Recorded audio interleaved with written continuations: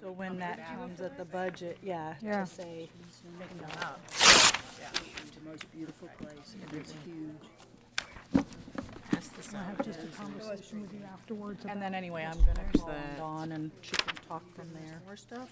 Yeah, because I moved my office and lost my mind, so I forgot to send this to Kate in advance. This is a pretty good thing. Everybody's opinion if you want, so there's, I think she's gonna say it, 15 or something summaries to send to you all for those that you're not gonna get a presentation from. And so do you want them all at one shot, or do you want them like over the course of some weeks, or whatever? So anyways, I think she's gonna talk about that. All right, we're going to go ahead and get started. Let me move this. Can you hear me? There you go. Okay. Welcome, everybody, to the regular monthly meeting of the Indian River County Hospital District. We are short a few of us today, unfortunately, two of them due to health issues. Pardon? We do not have a quorum, and so therefore, we are not going to do the consent agenda this month. We will catch up with it next month, but we are going to pay our bills. So those of you who are out there, don't worry. We are going to still do the checks, but we are just going to approve it at the meeting, the next meeting of the next month. So we will open with the invocation. Reverend West, welcome back. Father, I thank you for the distinguished opportunity that we all have to be leaders in this community, and particularly for this board. I pray for their wisdom, for those that care enough to be here. I pray, God, for their concern and care. We thank you that we are privileged with a wonderful opportunity to live in this great county and this great community with so much access to health. I pray for the individuals that are responsible for leadership that couldn't be here. I pray, Father, that you would help them to feel better, that you would help them to feel well. I pray that you would guide them in all their matters, Father. Thank you. In Christ's name I pray. Amen. Amen. Thank you. Now we'll do the Pledge of Allegiance.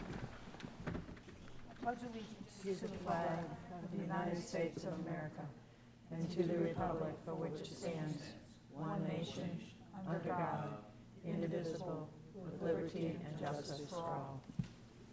Thank you.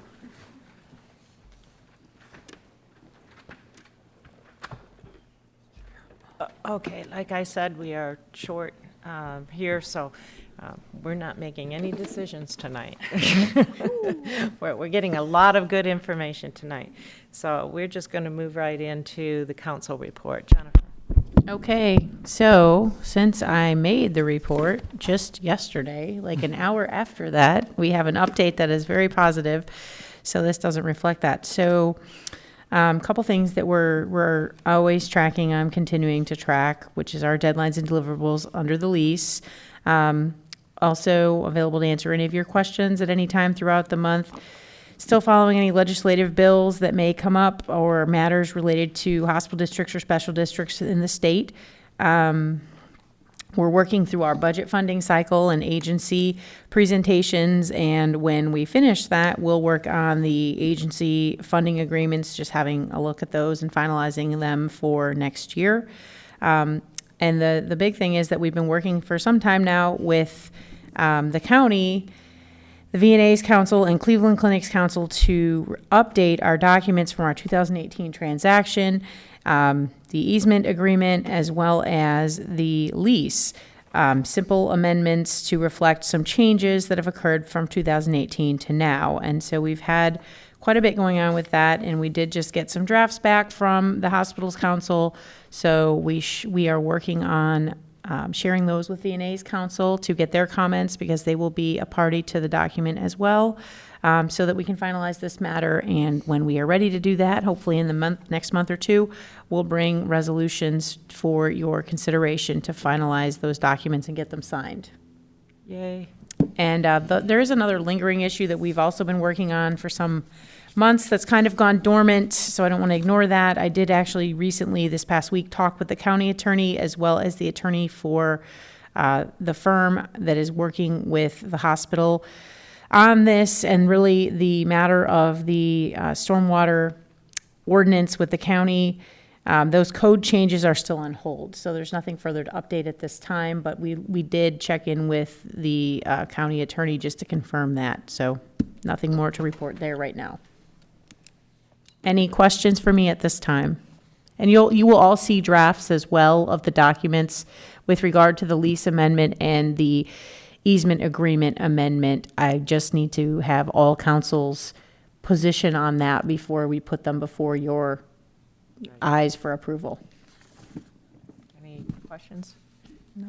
I have a question. Can you hear me? Yes. Yes. Go ahead, Alan. Yeah, I just wanted to know if these agreements include a statement by Cleveland Clinic that they don't foresee needing this property for future expansion. I don't know that it says that. I think what they're requesting is that basically the V&A would give them a right of first refusal in place of what they have with the district. So in the future, if the V&A were to sell the property, they would have that same position, to be in a position to have a right of first refusal to purchase it. And while it's not included in the document, they have gone on record saying at this point they have no use for, or no plans for that. Correct. Right. But they just don't want to, they want to leave that door open. Right. And I don't Question, please, see, on my behalf, Jennifer. I wanted to find out too, to follow up to Alan's question. At this time, they're saying that they don't have any need for it and that they would want first right of refusal if the V&A were to ever sell it. What would happen if the Cleveland Clinic decides that they need the property for something? Do they can't kick them out? no, Guess is so if we complete the transaction that the V&A has contemplated and we've been discussing for some months, the V&A would take fee simple title to the property and would hold title to it in whatever capacity they take title. So they would be the record owner, and the right of first refusal would only be triggered if they were to sell the property. I think what, Or to One release. last question in addition Or- to that. Well, they'd have to convey it. Right. Would, if the district were to ever go away, and that's our property, has that been discussed? it won't be our property. Well, if we sell it, if we convey it to the V&A with a deed, it won't be our property. So it would only be an issue if we still had, it would only be a district asset if we still held title and the district were to be dissolved. But the V&A has not gone on record asking to buy it at this point. We have no formal offer to purchase, no. Right. Maybe that's what she's asking. Is that if we're still the titled owner, We're still the record title owner of the property. We don't have a contract or offer to purchase at this time. But if you remember, we've been talking for the last few months, this was a bit of a sticky wicket legally that we needed to clean up in the documents in order to move forward if they were to want to purchase it. And there were other issues and just items that we had changed since 2018, so it made sense to clean up the documents from a legal standpoint so that they matched what's actually going on. We had that right-of-way that we conveyed to the county. That's also part of this. Not at all a contentious issue, just a cleanup, so that Part of it was this reflects a, that, explanation of what the property was yes, as well, because Yes. it expanded from just the hospice house to the whole parcel. yes, that's right. Yeah. So there's a few legal cleanups in the document which should be reflected in the lease because those things occurred in the lease amendment. Those things occurred after the lease was drafted and finalized in 2018. So, and with documents like this and transactions of this size, it's not uncommon to have something like this happen. So we're, instead of dealing with it someday, we're dealing with it now so that it's fresh in everyone's minds and it's accurate and it's not a real mess to clean up sometime, 5-10 years from now or later. If the property were to ever be sold or anything else were to occur with the legislature and the district. Karen, Alan, any other questions? No, I'll just make a comment that I would like to see in some form, preferably in writing, Cleveland Clinic's expressed going out on the record that they don't foresee needing this property. Well, by signing off on the changes to the lease, that basically says that, but I don't know that it would say it quite in those terms, but certainly I can take that back and discuss with our counsel that's working on this with us as well.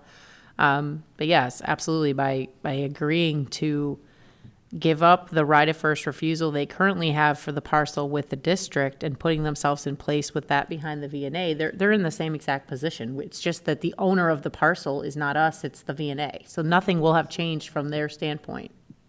and once he I has the- understand. I mean, I don't want to make too much out of this, but my view is that this is an irreversible decision, except with the remote opportunity V&A decides they want to sell this property. So I would just like some comfort for the trustees, for the taxpayers give up this potential use of this property. That's Cleveland Clinic's position. I don't want it by implication. I would rather have it by express statement. Okay, I'll take that back to the group that's working on the draft. And it may even be covered in the language we have. Again, it won't be quite in those words, but I'll look for that. And when we're ready to circulate drafts, we'll bring that point up as well. We are also not obligated to sell the property, Correct. so Just 'cause they That's can ask, another- We may say, no, we don't see it as That's right. surplus property. So that's another option there too. Okay, Yes. Any other questions? Otherwise, I'll turn it over. Back to you. okay. Alan, you have the financial statement review? I'm prepared, as you might expect. Of course. I apologize for not being there with you, but I'm here on Zoom on doctor's orders, so I'm going to follow them. They're being enforced by my wife. Good move, Alan. Yeah, that's right. Anyway, as you might expect, the financial condition of the district remains strong.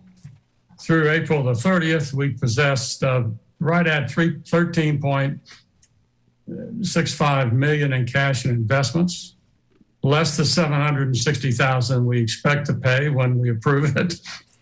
Plus, we expect to receive about $400,000 in additional tax revenues during the balance of the fiscal year. So when you net it all out, we have about $13.3 million in cash and investments, with about $6.2 million in budgeted expenses remaining for the balance of the fiscal year. As approved by the trustees in previous meeting, we've taken $1 million and invested it in a one-year treasury bill to yield 2.164%. So now I'm going to use some terms just to be clear about this. So I've got them in highlighted on my report. But because this is a, quote, bill, unquote, rather than a note, we will receive no separate interest payment. Instead, we purchased a one-year U.S. Treasury bill for $978,766.67.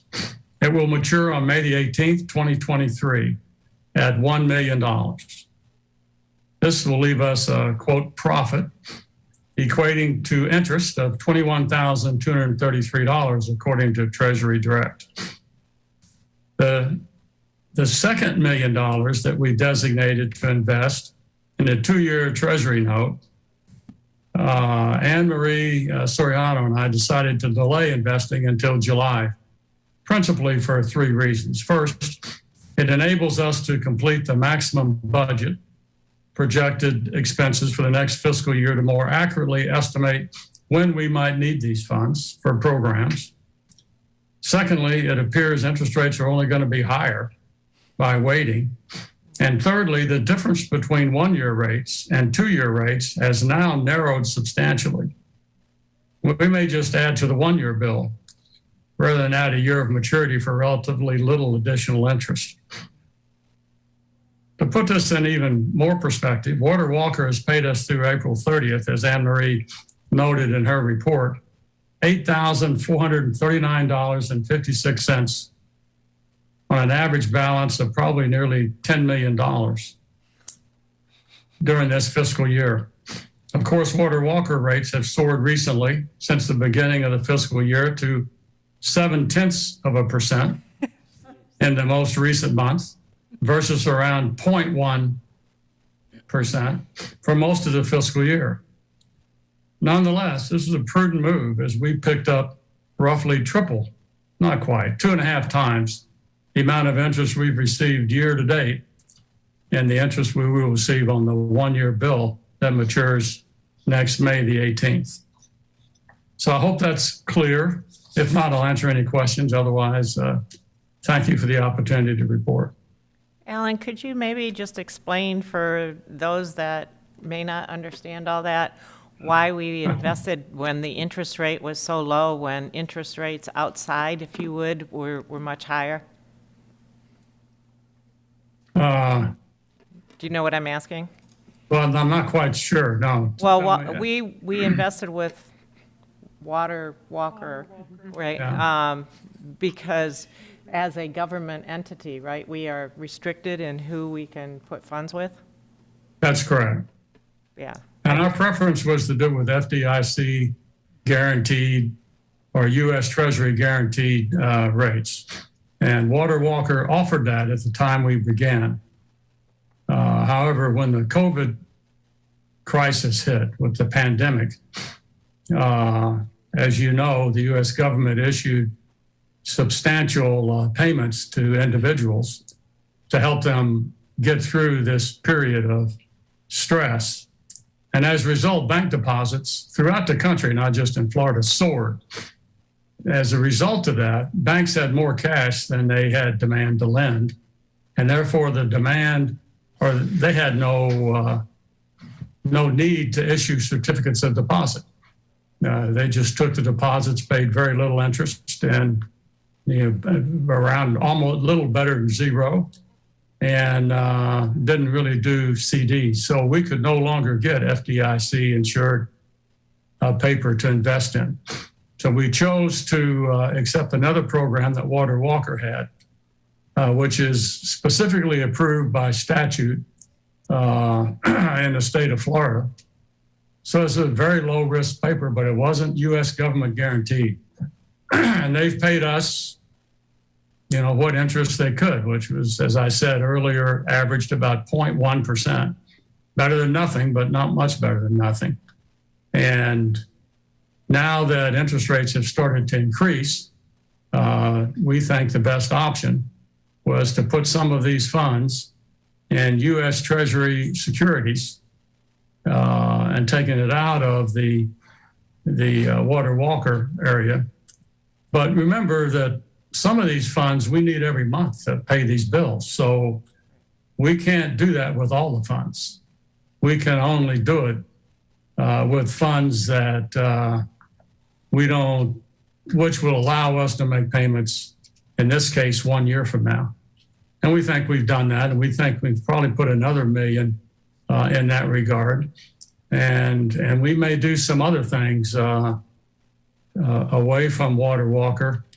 But I don't mean to be critical of Water Walker. Water Walker is a fine firm, has done us a good job, and they had to pay interest in an environment where the Federal Reserve was establishing base interest rates at effectively zero.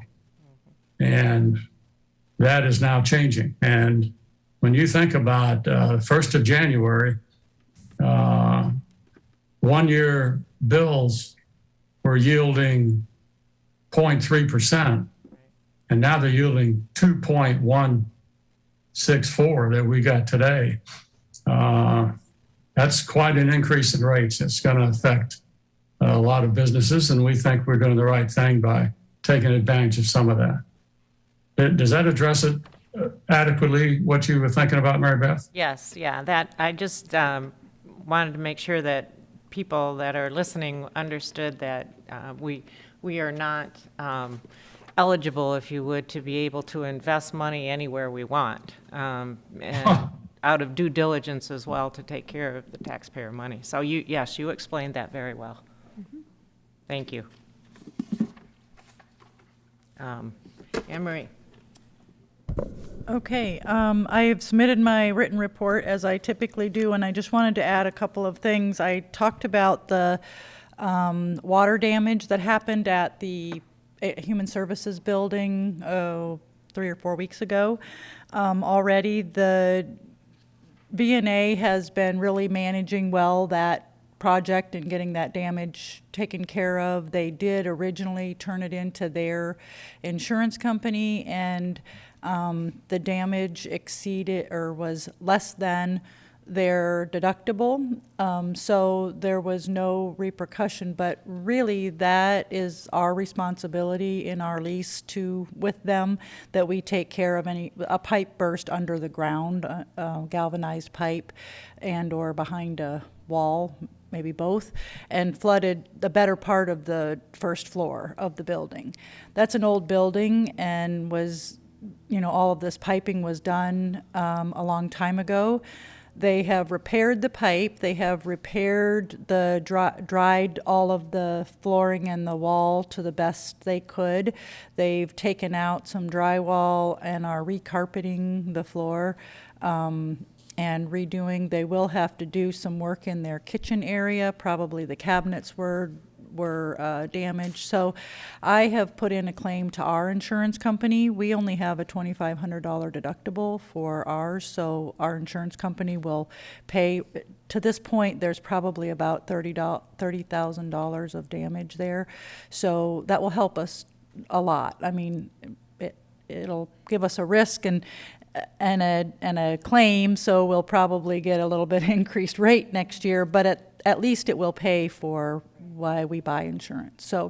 So that is happening. Our adjuster was there on Wednesday, or yesterday, I guess. So I haven't received that report yet, but they have walked through with the VNA, and they have the report from the VNA's insurance company from when it was actually wet and happened. So they'll have all of the information that they need. Can I ask you a question about that? Absolutely. There have been a lot of houses that have had to be replumbed because of pipes bursting and that type of thing. Do we think that we are in a very similar situation at the HSB building? They did say when the plumber came to fix that pipe, they said the entirety under the building is all galvanized pipe, so there is potential that could happen on this end of the building, somewhere else in the building. So I'll ask Rick at the VNA, Shipley, he takes care of all of their maintenance and so forth, to ask that plumber to give us some type of whoever they had fix it, give us some type of an estimate, or who we should call to look at something like that and give us their best recommendation about whether we can let it ride, or because again, if it happens 3 weeks from now when they put all the new stuff in, and then we have to replace $30,000 or $40,000 worth more damage because it all happens again. So I'll look into that. Okay. Yeah, 'cause ones I know, it's happened in just little areas, but then they had it inspected and found out that it was going to happen everywhere, so. Right, so they've replumbed Yeah, so everything. I think that's something Yeah. we should probably look into. So the only other item I have, a couple of days ago, Karen Deagle and Liz Bruner from the Senior Resource Association contacted Jenny and I, and we spoke with them about an opportunity that they have, that SRA is receiving from the American Rescue Plan funding. And it is for their home-delivered meals, their congregate meals, which we all pretty much know as Meals on Wheels, and then their in-home and respite services.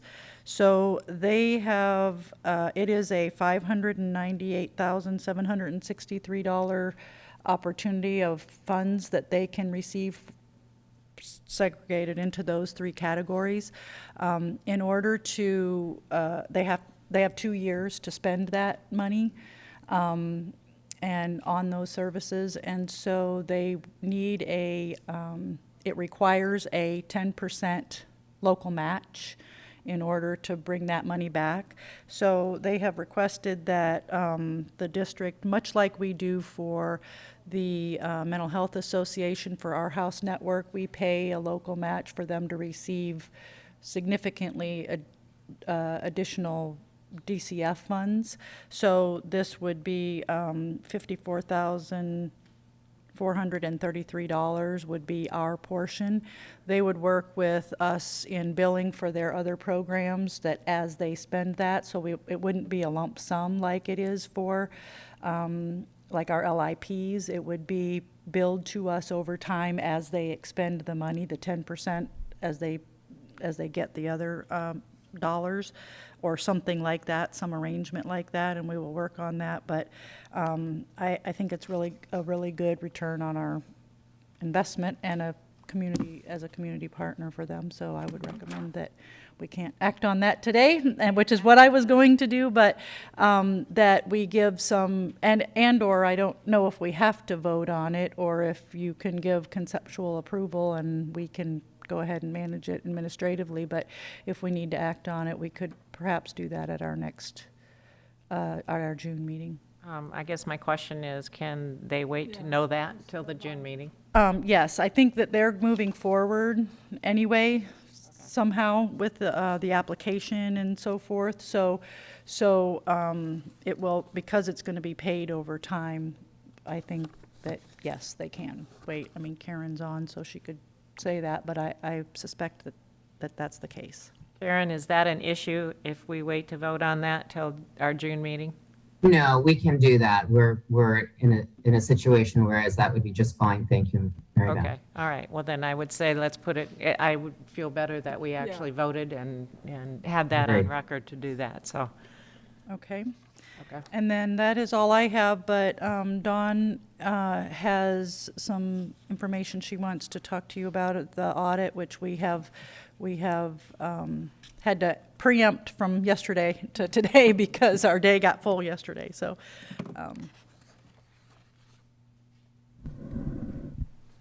You might want to introduce yourself and what role you play, Dawn, too, Oh, okay. for those that don't know you, okay? Yes, sure. Okay. So my name is Dawn Carboni. I'm an internal audit and data analyst with the hospital district. I've been here for about 7 months now. And I know in everyone's packet, Kate included copies of the documentations that went out to all of our funded partners, including a pre-audit questionnaire, an on-site audit question list, and an audit rating scale. Each agency was given a copy of both questionnaires. The first one was to be returned prior to my on-site visit, and the second one was used to compile documents for my visit for my review. I also examined each agency's contract, budget, and semi-annual reports to the district to make sure I was very familiar with each agency. By conducting the audit reviews, the district can determine if the services provided are in line with our mission by examining the programs, services, financial responsibility, administration, ethical responsibilities, risk assessment, and board governance of each agency. I believe this will further assist us in building our file for our upcoming performance review as a result of the House Bill 1103 regarding special district accountability. And considering the hospital district operates to serve the taxpayers of Indian River County, by conducting these assessments of our funded partners, that provides us an expanded examination and supports increased transparency into the activities of the district. As you all can see from the copies provided, the amount of information and data collected is extensive. I've had to follow up with a couple of providers on questions that arose after my on-site visit while examining documents on a deeper level and writing up my notes. I've also given 2 providers 1-week extensions to submit documents that were not prepared for my on-site visit. To date, 15 out of 16 of the on-site visits have been completed. I have 4 completed written reports, including the rating scales, and I would like to begin providing the reports to the trustees. Each report is approximately 4 to 5 pages, including the rating scale, And I want to ask you all if you would prefer receiving 3 or 4 at a time, or if you would prefer receiving all of them at one time. It's What's your preference? going to be a lot to look at. And also see if anyone had any questions or comments or thoughts. Go ahead. I'll go 3 to 4 at a time. I would agree. Okay. Yeah, Karen or Alan, do you have a preference? My preference, 3 to 4 at a time is fine, but I feel like Dawn should walk us through this because I'm not sure the data, I haven't seen it yet, so I'm having to guess at this. But my experience with voluminous audit documents and questions is that each answer in each organization is going to do it slightly differently. And it may not be clear to us just to look at it and read it. We may need somebody to walk us through it. So that's going to be a fairly extensive issue, but in any event, that's my thought. So Dawn, Oh, I had one other thing, is that I didn't see anything on here about how they measure the effectiveness of the organization's mission in terms of actual achievement. And I think we should have that as an element of this in some way. And we do look at the metrics that they are presenting to the trustees to say, you know, these are the levels, or this is the level of change.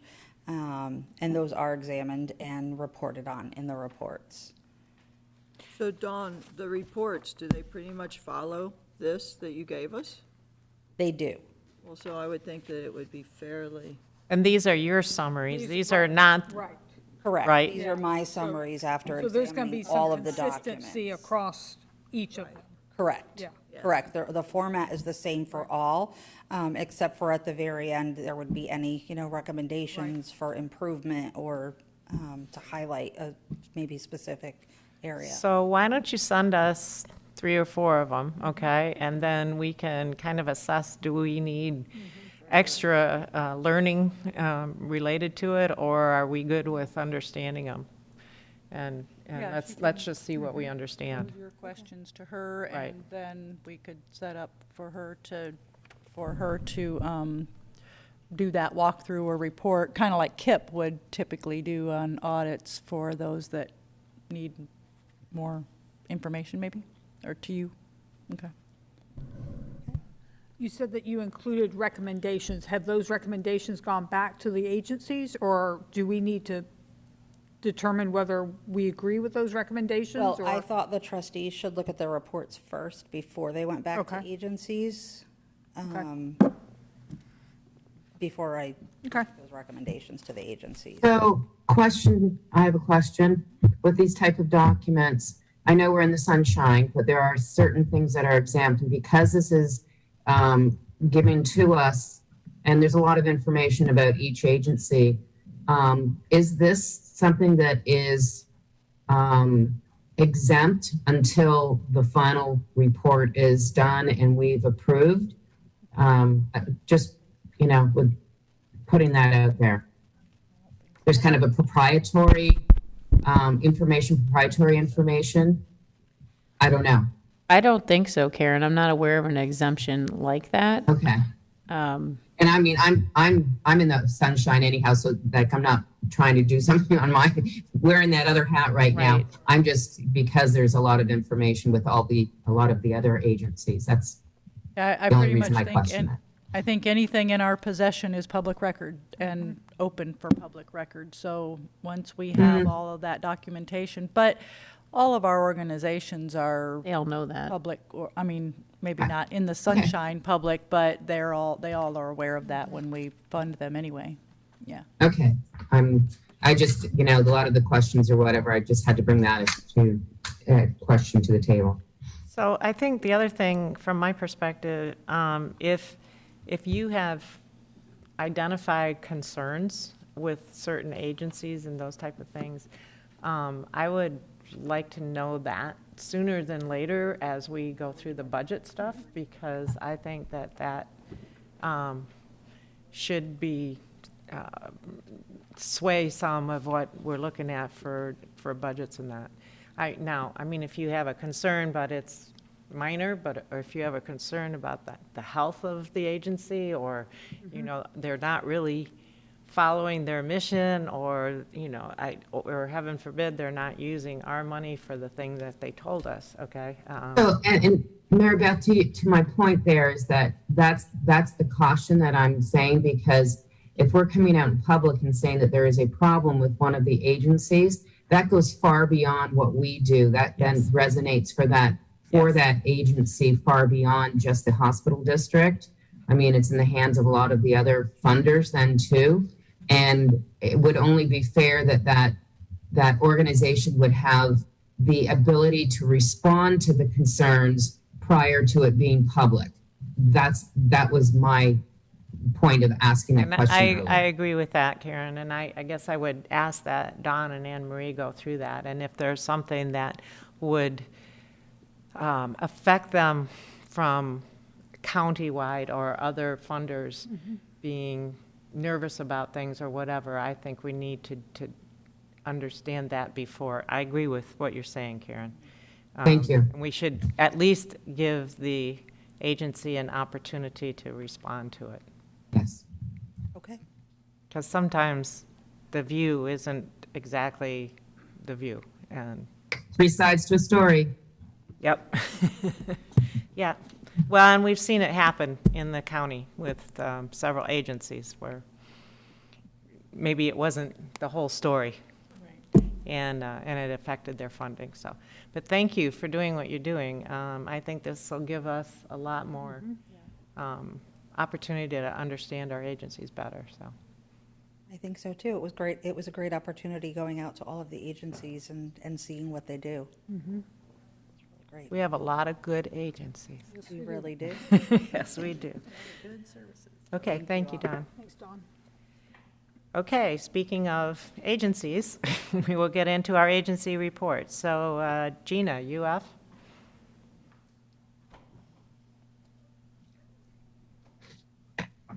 Hello, Welcome. Gina Palladino, University of Florida.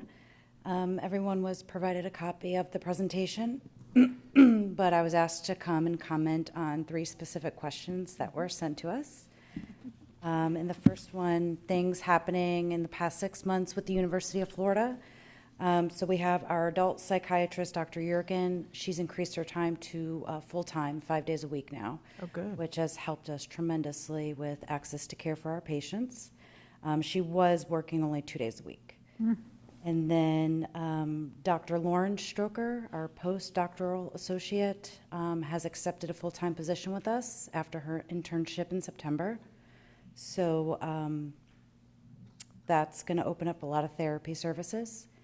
And then we also hired a replacement for Dr. Stroker. Her name is Dr. Kimberly Foley out of FIT, and she will start in September as well. Emerging issues that we're seeing locally is demand in services throughout healthcare, period. Not only mental health and addiction, but medical, cardiology, all areas. It's being affected everywhere. A lot of agencies are 3 to 4 month waiting lists, which isn't great at all, and especially for mental health. And some agencies are longer, depending. And then things that we hope to see in the next 5 years is growth. We are looking to hire another adult psychiatrist and child psychiatrist to help open up services and increase the services that we currently offer. Aside from just more people, are you seeing more serious issues with the people that are coming, or is it more just, depression and that type of thing, or is it really mental acute? A lot of it is more serious. We're getting a lot of referrals from inpatient facilities and detox facilities. So we are seeing more serious cases, not so much acute depression, major depression, or anxiety. Okay. So other than hiring more people to come into the county, what can we do? Well, we can help create more services, more availability, you know, So if you hire these two people, what does that take your timeline to of people being able to see somebody? probably cut it in half, Okay, so a month to a month and a half. yeah. Okay. When you say increased services in 5 years, tell me a little bit more about that. Services, testing services, especially for the older population, competency evaluations, outpatient medications, maybe offering group therapies and helping to build our therapy department a little bit. Are you seeing an age group more so than before, or is it across the A lot more board? children lately. A lot more children? Yeah. And ages of, what are you calling children? Oh, like adolescents, so like 6 to 12, a lot more on the younger side. 6 to 12. Yeah. So, and you have child psychology, psychiatrist, you have somebody is on staff? We do. Is- Do you have more than one? We have a that child is- psychiatrist, yeah. They're psychiatrists, not psychologists and/or We have both. therapists, mostly, Both, right? mostly, okay. There are quite a few psychologists. That's a scary thought when you, Yeah. 6 to 12-year-olds is, Wow. I noticed that, again, your report that maybe 40% or so of the people that are indigent care visits at the health center are categorized as addiction. Could you speak to that a little bit? What's the nature of your treatment of an addiction versus, say, a rehab facility or something? Can you repeat that, please? I'm sorry. I noticed in looking at your report that I'm guessing about 40% of all the people that you see are categorized as addiction treatment. And I was wondering if you could describe how your addiction treatment, the nature of your addiction treatments versus, say, a rehab facility. Outpatient versus inpatient. Outpatient versus inpatient. So, oh my God. What's the matter? She just fell, fainted, okay? hold on one second. So, hold on, those of you who are, I withdraw the question. Wow. call 911, somebody call 911. I think Kate's calling 911. Oh my God. I thought she looked like she Yes. wasn't there. Right. Yeah, I did too. I mean, she's a lot more. I've not met her before, so I don't know what.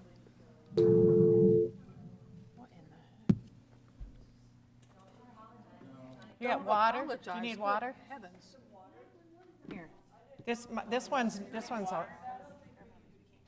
I can't, yeah. Got it. Get her water.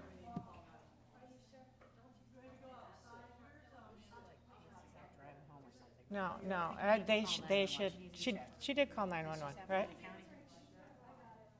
Okay. Yeah, she should get looked at. No, really.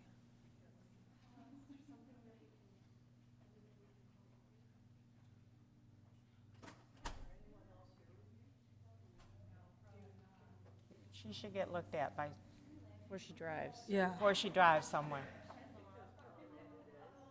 Well, you know what? I'm sorry, but It's the county building we're in. I don't think. yeah, we're responsible. They need to at least evaluate her. They don't need to take her, but somebody needs to evaluate. Yeah, they need to check her vitals. Yeah. Yeah, we're not going to be responsible for her driving.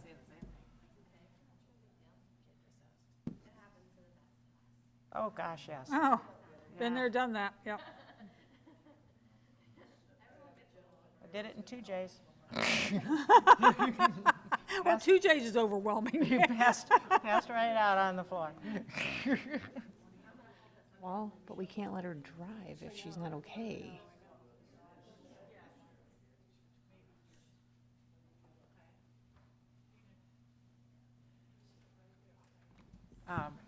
Sorry to those on Zoom. We're just getting her taken care of here. I was afraid she hit her head on the table. That's,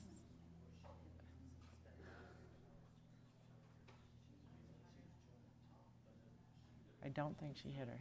Huh? Yeah.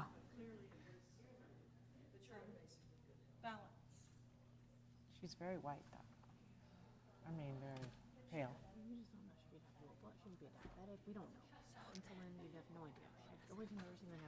What?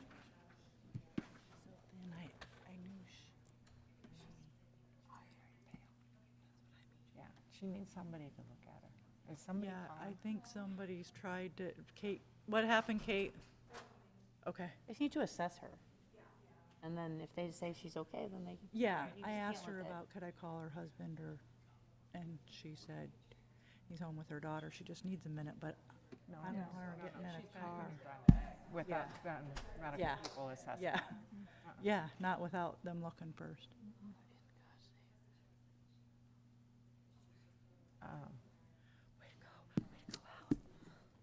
Yeah, right? He asked some tough questions. Well, we need somebody to stay with her until they calm.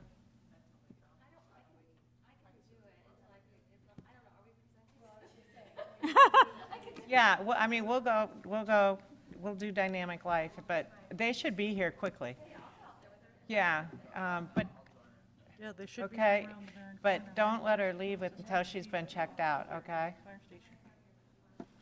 Gotta be, You would think they'd be pretty quick. there one down. Where's Old Dixie's not there anymore? I don't even know where the closest fire station is. Where's the closest fire station, Jenny? EMT station. Is it on 60? Somewhere on 60, I He think. knows everything. I don't know why. I feel like it's down, maybe Old Dixie or US one. But you're right, they shouldn't be. All right, we're gonna move on, unfortunately, but, yeah, we'll find out your answer, Alan, later.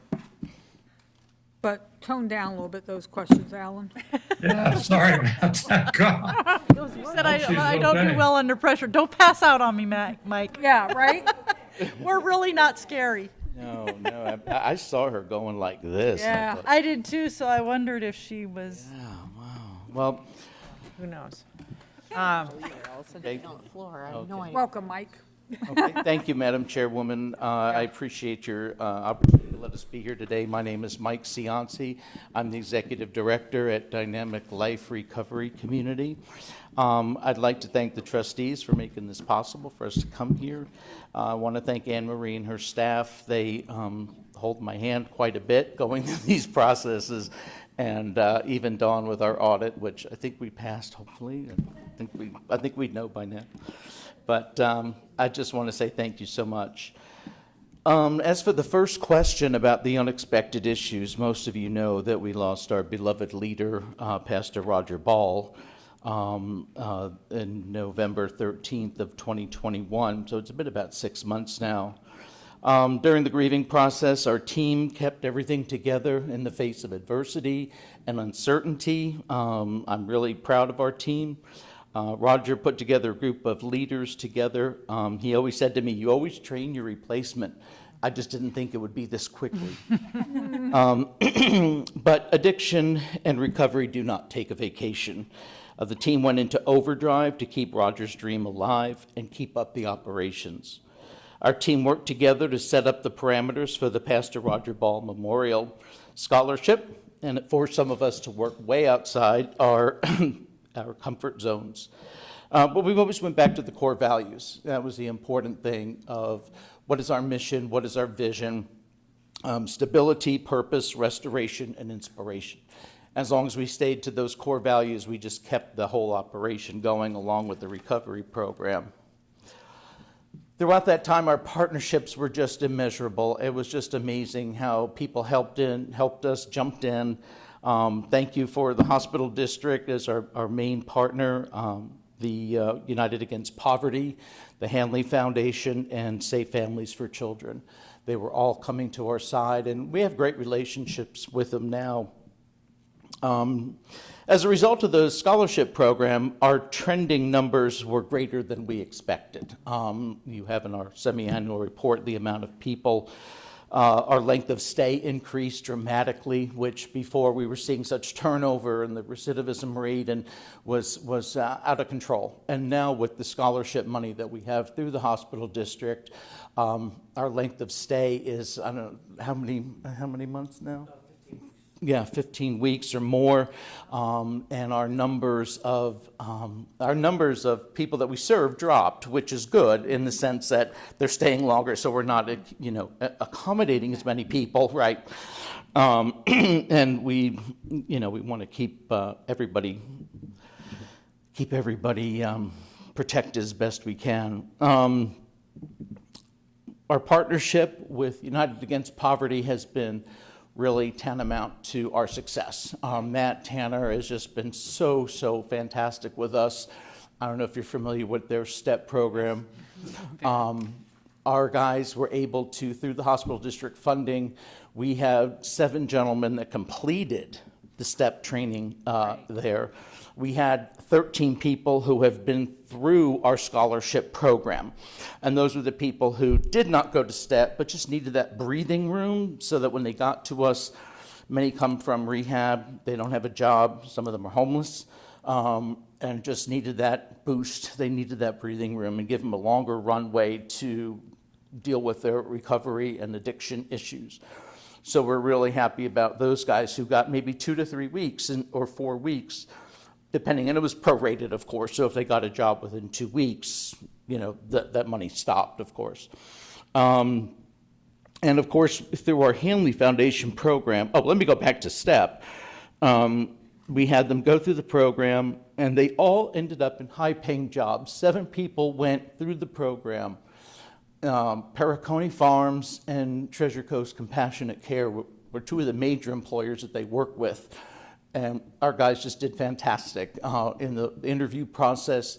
So that, I think, it was like $206,000 in payroll that was pumped right back into the Indian River County community. So we're really proud of that. Not just for our guys, that was people who went through the STEP program up to, I think, April. And so we're real excited about that. The program also gives our guys free mental health counseling. We're really excited about that. That comes to us through the Hanley Foundation, and we are able to provide that service to our residents. We have 13 residents right now in counseling, so we're really excited about that. They're actually able to meet locally and with in-person meetings, which has just been awesome for us. You don't really see that too much. Most of them are telemed or whatever, FaceTime. So the fact that we can have in-person meetings is really just awesome. Now, it's a requirement for the scholarship to the hospital district. It's a requirement, but we still encourage men on the importance of it to their recovery. The hardest barriers for them are stigma and pride. There's nothing wrong with me, and I'm a man, I don't need that kind of thing. So stigma and pride are really hard barriers to overcome. But one of the guys told us today, I won't mention his name, but one of our residents told me today, he finally has purpose and freedom that comes with that, which was amazing. 2, the continuum of care. That was the second question. We always need accessibility to affordable mental health and medical services. We started out with COVID. There was a lot of depression from that, a lot of addiction problems, a lot of suicide, where the numbers were way up. And we could, right now, barely keep up with the services needed now Factor in inflation, the situation for affordable housing, people losing their homes, depression and anxiety, the cycle continues all over again. So personally, I don't think that we're prepared for the tidal wave that will be upon us as a result in that continuum. The third thing was about from the addiction recovery, mental health issues. I don't see much change in the need for services as long as there is going to be drug and alcohol in our world. We're going to continue to need rehab. We're going to continue to need mental health services. We're going to continue to need sober living facilities like our own. As long as these things plague us, we're not going to be adequately addressed to be able to look at the numbers, and they're going to keep trending upwards. That being said, at Dynamic Life, we'd like to see our model of a recovery program with sober living grow to meet the needs in our community, continue the model to include a program for women as well. This concludes my report. Thank you again for this opportunity to share our experience, strength, and hope as we continue to fight the epidemic of addiction while aspiring to a life with purpose. Thank you. It's an important service that you give to this community, and it will grow. Thank you. Yeah. Yeah. We're here to help you. Thank you. We appreciate Be a that. partner with you, so. I do have a question. I noticed in your report the relapse rate of those in the programmers is 0. I'm wondering, A, which program? Is that the STEP program or the Roger Ball That's our program. Memorial program? That's our. And over what period of time is that relapse rate measured? Our relapse rate is measured by the amount of people who leave us because they cannot maintain their sobriety, and they'll relapse. So right now, that's been at 0, and those are people who are going through our regular recovery program. Is that the STEP program? No, STEP is completely different. That's through the United Against Poverty Center. Okay. So this is the Pastor Robert Ball? Correct. This is Robert just Ball exactly. Memorial Service. Is that what the program is? Exactly. Okay. But your relapse rate doesn't, once they leave you, do you know what? Correct. We don't know what happens once they leave us. We can only report back people that are removed from the program because they failed a drug test. So Correct. what you're talking about is everybody has gone through the program and successfully gone through it. Correct. And hopefully they stay sober. Right. We have no way of knowing what happens to them once they leave. Right. A lot of it is just anecdotal information. People say people in the rooms of AA or NA, and they say, oh, so-and-so relapsed. So it's just strictly, I heard somebody. Right, Yeah. right. And what kind of, I'm going to ask you too, what kind of ages are you seeing? Everything. Right now, we have a guy who's 71, and we have people who are 18. Wow. Yeah. As addiction and recovery are a specter of no person. Yes. Yeah. We know that.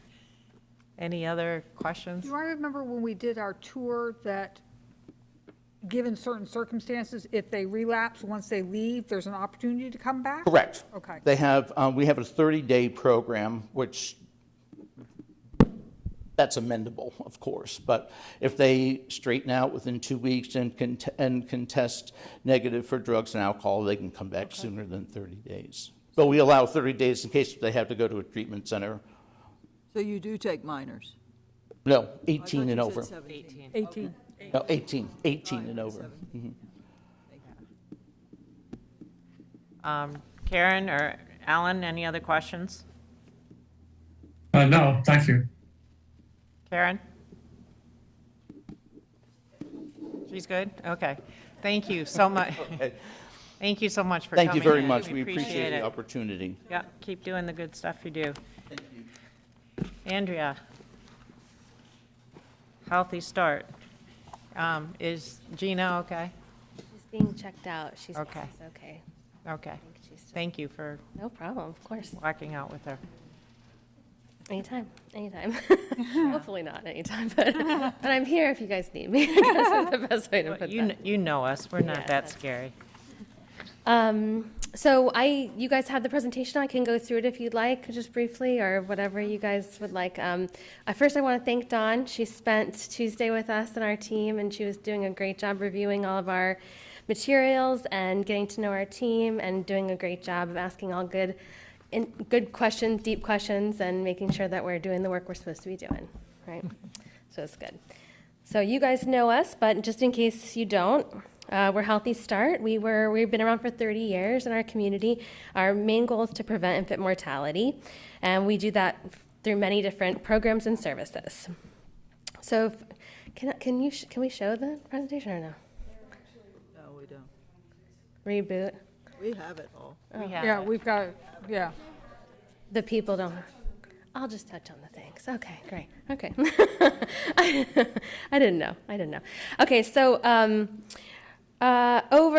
usually we have about 1,200 births every year. In 2020, we were a little concerned because we fell under that 1,200 births, and so we were thinking, what's going on? Are we seeing a decline in fertility or something like that related to the pandemic? But actually, 2021, those babies came, and we're up to 1,242 in 21, so just a little bit of a delay. All of our outcomes are doing very well, as you can see through there, so I won't really go through anything in particular, but if you have questions, I'm happy to answer. Unexpected changes over the last 6 months, we've had some. Part of Healthy Start, I've just kind of decided to submit to the fact that we're always going to be changing because we're constantly responding to the needs of the community, and the community is always changing what's going on.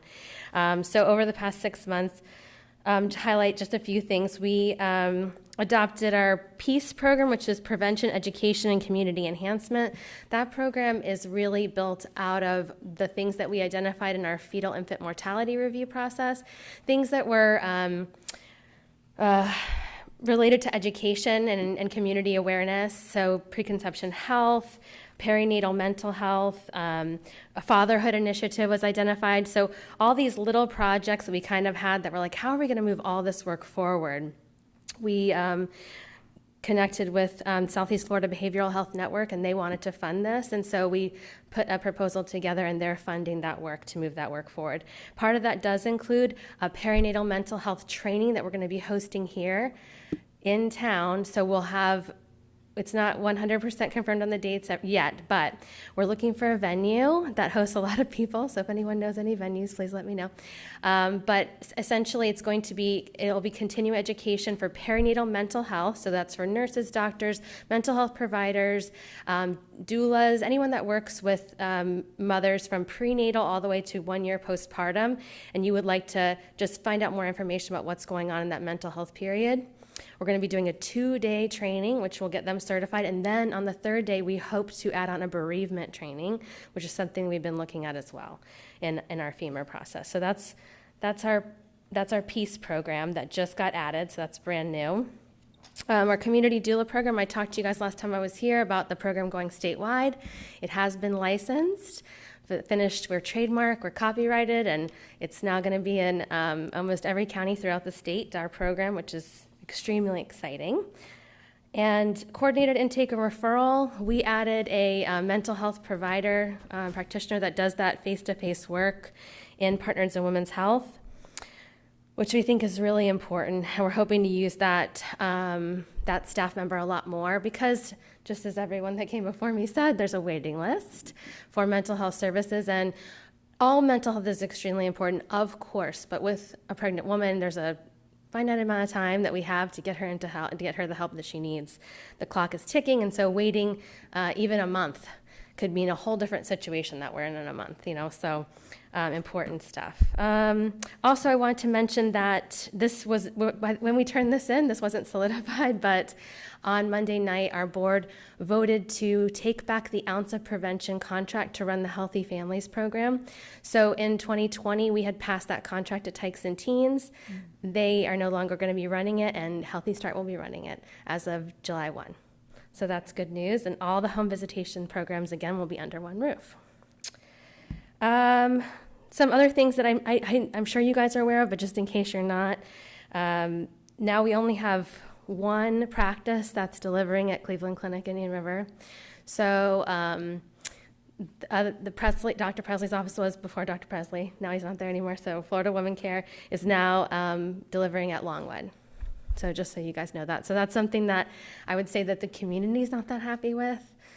We get a lot of moms that are unhappy with that situation. They'd really like to be giving birth at our hospital. So, because they can't handle it? I mean, Who can't handle it? the hospital can't handle it. No, I don't know the details. That's probably a good question for the hospital or for what Florida Women's Care. All I know is that when it transitioned, Dr. Presley, around the time that Dr. Presley left, they no longer have a contract to do deliveries at Cleveland Clinic. Okay. That's a good thing to find out about.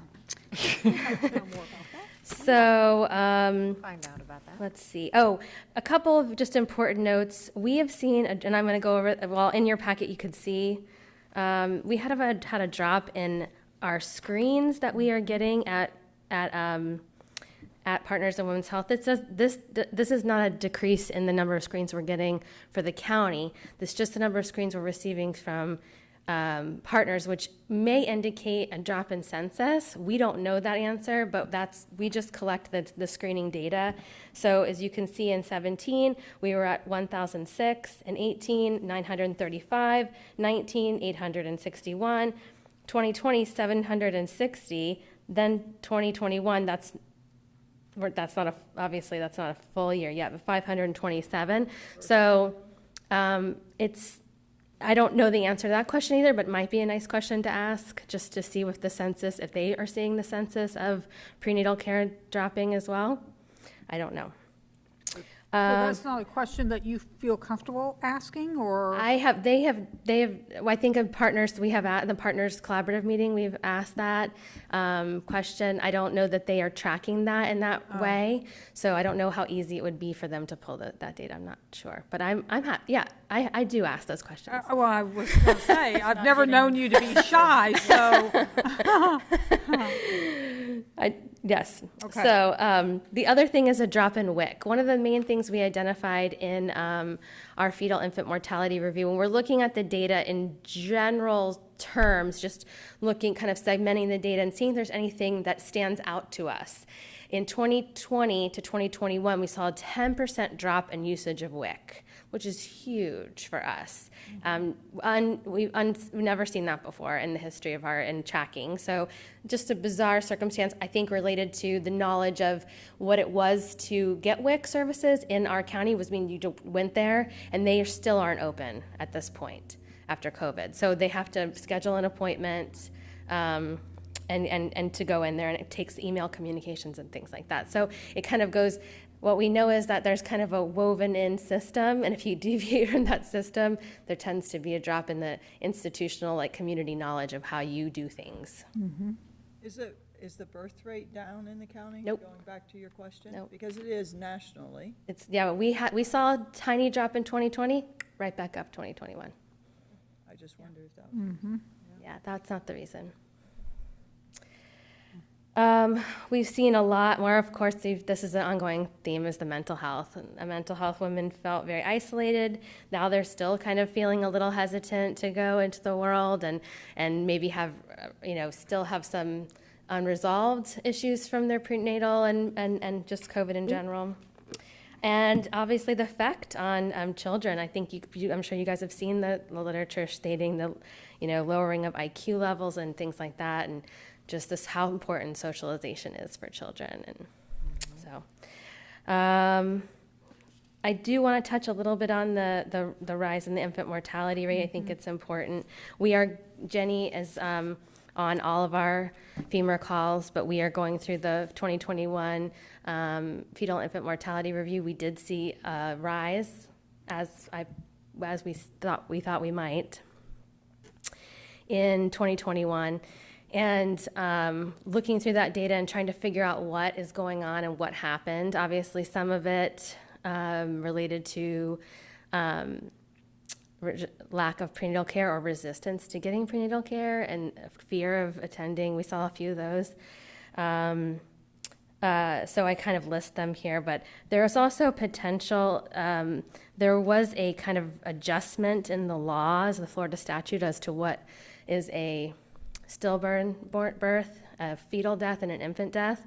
And Cleveland Clinic is obeying that statute. So they are, when they identify, as you see in here, if the provider witnesses breath or shows any other evidence of life, such as a heart beating, pulsating of umbilical cord, or defined movement.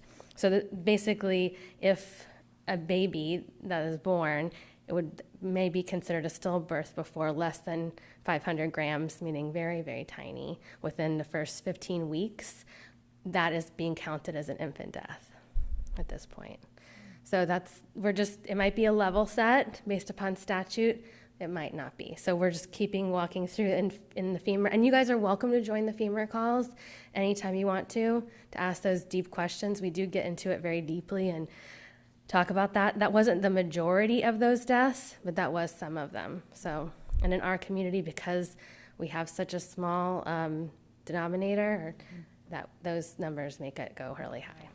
So, limitations of accessibility due to COVID, preterm birth, which supports a stronger need for that preconception health practices, impact on the social determinants of health because of the pandemic, of course, we know that, truthfully impactful of all the things that were going on, and other things.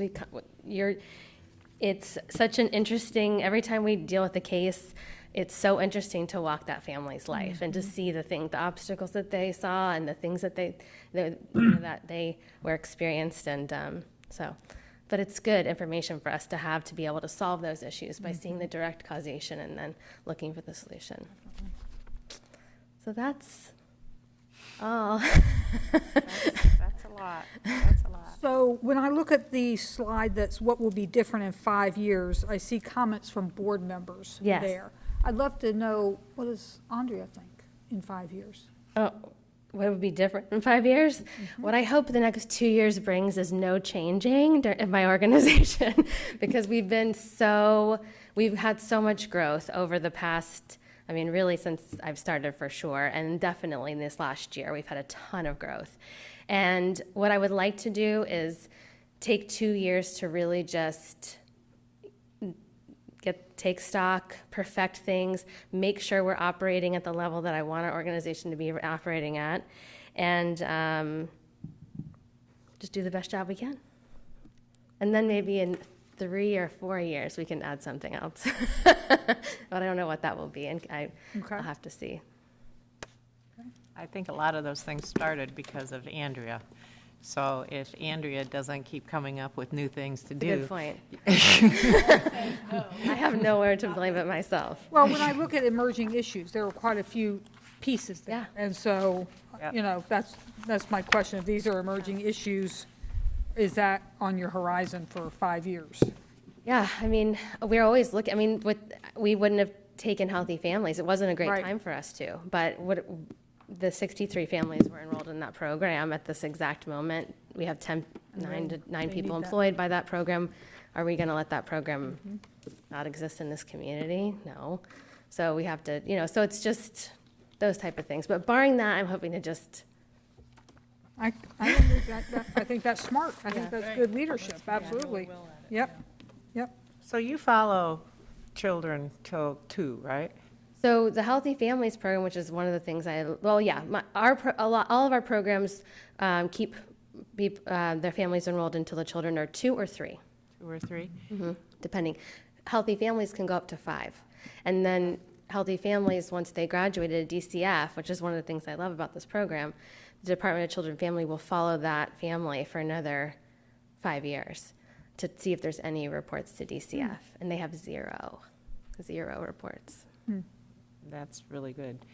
I guess my question comes back to what Mike just said, though, that, or was said earlier, I guess, by UF, that the 6 to 12-year-old population, in order to impact the 6 to 12-year-olds, you have to start at the, Prenatal. babies. So the mental health piece is a fairly new thing for you over the last 2 years, I think. Yeah, it's so important right now. Do we have people that really understand Perinatal. what I would call, not the moms, but the children at that age? Providers and The providers. professionals that focus on that age group. Well, I think at that age, especially with when babies are that little, they talk about them as a dyad. So it's really, when they're doing therapy, it's really, they're asking mom to reflect, or dad or parent to reflect on baby and to see what they're feeling and understand that that is reflecting on the child. So any work that they're doing with baby, they're doing with mommies at that age, or Yeah, daddies. I'm really thinking the 3 to 5 year old type. 3 to 5 year old type. Yeah.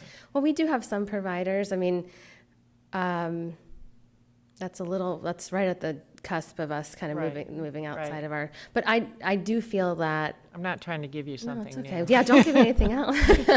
No, but I do think that you're right about it being important, because if the family has what they need, they're going to be able to support that child.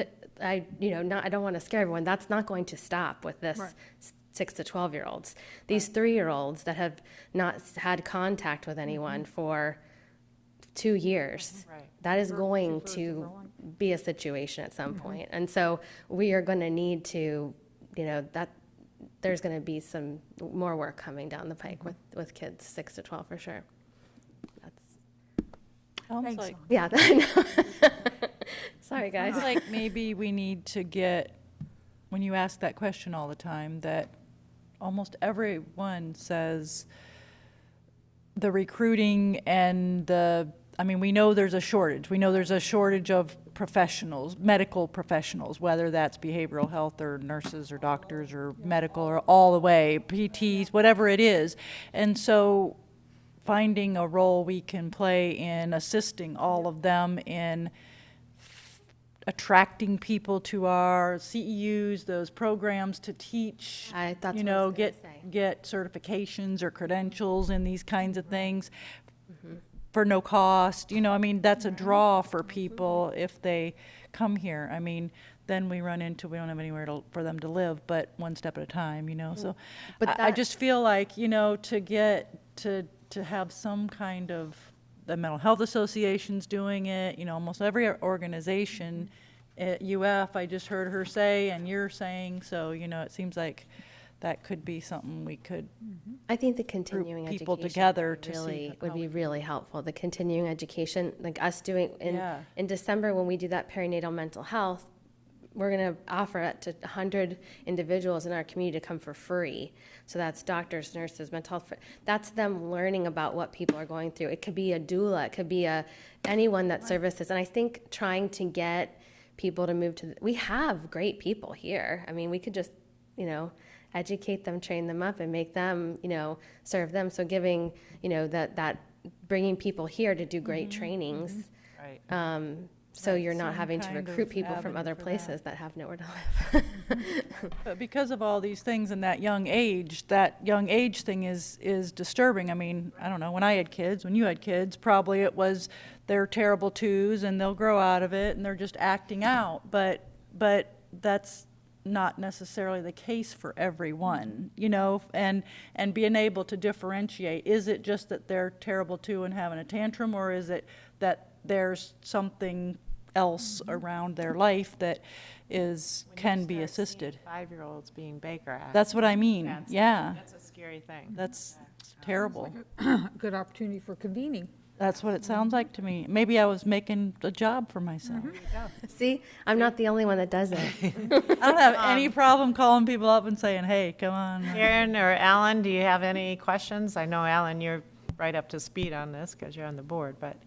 Oh, I am up to speed, but I do have an issue that I think it's important to discuss. Andrea and I have talked about this, as well as the board at Healthy Start. But as Andrea pointed out, the infant mortality rate 2021 spiked again. We don't have official numbers yet, but she's got unofficial numbers, and that happened as a result of the pandemic and the economic crisis associated with it. However, I view we have a unique program here with Partners in Women's Health, as well as Healthy Start embedded in Partners. And mothers should have a better chance, not only to avoid death themselves, but given birth, despite their high risks, but infant mortality should basically be lower. And all we have is countywide data on infant mortality collected by the Department of Health and ultimately validated into Florida chart system. And we assume that's representative of all of us. And I think we should know, and I have asked that the FEMA add this element. Since we're funding the FEMA, I feel like we have the right to do that, to track each one of these infant mortality deaths and find out, did they go through Partners? And if they went through Partners, did they also go through a program at Healthy Start? And we ought to know whether our programs that we're funding are making a difference or if it just doesn't matter. Now, I cannot believe it doesn't matter. So therefore, I think we should know that. And I don't think we know it right now. We just get the Florida charts data and go with it.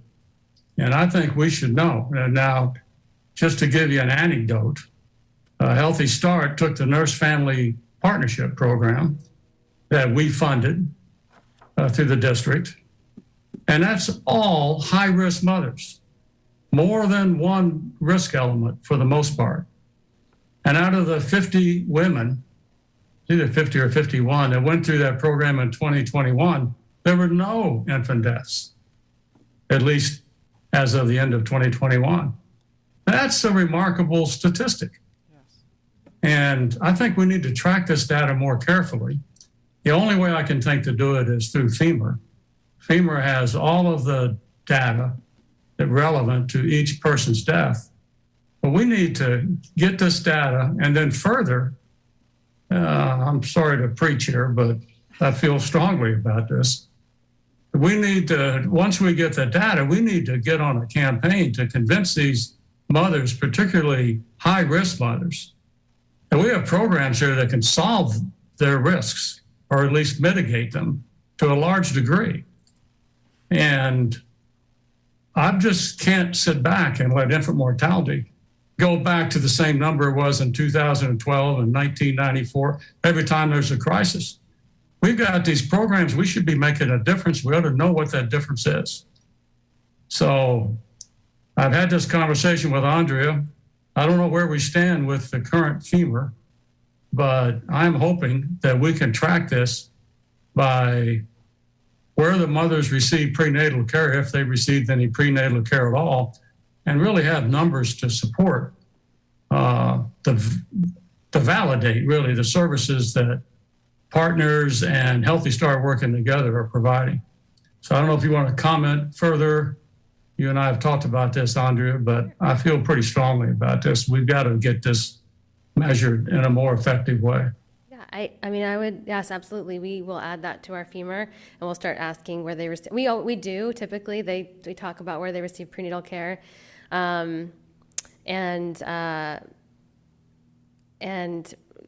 you know, yeah. What we can do is we can just do a report if you guys want quarterly, or at the end of each FEMA meeting, we could even send you the report of where they get. You know, that wouldn't be too hard, or we could do it annually. Whatever you guys want.